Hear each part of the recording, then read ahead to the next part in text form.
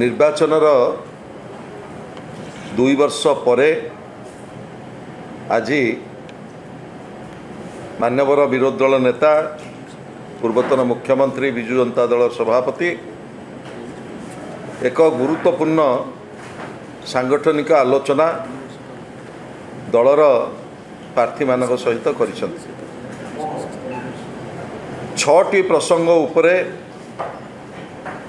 माननीय सभापति सर्वाधिक गुरुत्वारोप करिसेंती। प्रथमे राज्य रे बढ़ुतुबा महिला मानक उपरे निर्यातना दुष्कर्म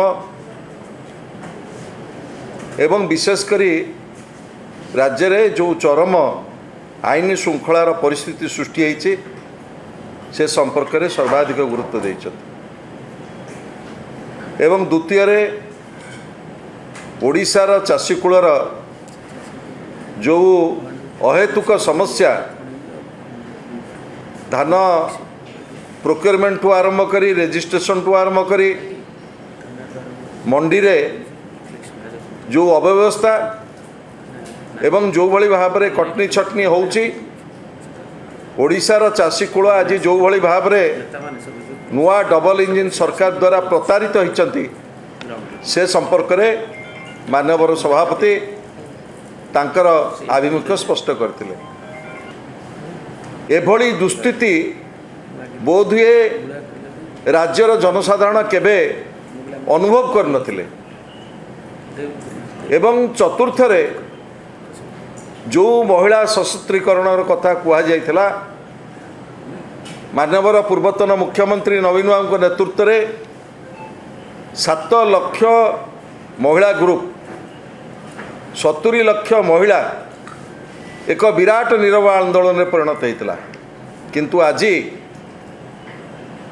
मिशन शक्ति महिला सशक्तिकरण आज राज्य में दिगहरा एवं विशेषकर राज्य में जो प्रकार चरम आईन श्रृंखलार परिस्थिति सृष्टि होइछि जेमिति अनुभव होउछि राज्य रे शासन रो व्यवस्था नहीं एवं पूर्व भारत रे ओडिशा नवीन बाबू नेतृत्व रे गोटे लंबा समय धरी गोटे राजनैतिक स्थिरता एवं गोटे स्थिर सरकार दबारे सक्षम होइतिला। किंतु आज दुर्भाग्यर कथा ओडिशार बहु शिल्प जो माने मेक इन ओडिशा रे अनुबंधित होते ओडिशा रे विभिन्न शिल्प आसवा से शिल्प सब आज फेरी जाउछि।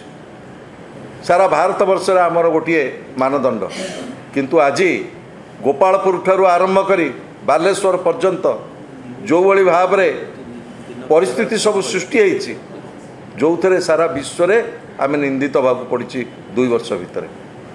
आज 2 वर्षर ये जो विफलता ये विफलता को नहीं आगामी दिन में ओडिशा रे बिजु जनता दल नवीन बाबू नेतृत्व में गोटे सशक्त विरोधी दल हिसाब से आमे गोटे दायित्व संपन्न विरोधी दल हिसाब से आमे कार्य करिवु। जनगणकर आशा आकांक्षा पूरण करने बिजु जनता दल समर्पित एवं गोटे दायित्व संपन्न विरोधी दल हिसाब से आमर लड़ई नवीन बाबू नेतृत्व में जारी रखिबु। श्री अतनु सब्यसाची नायक।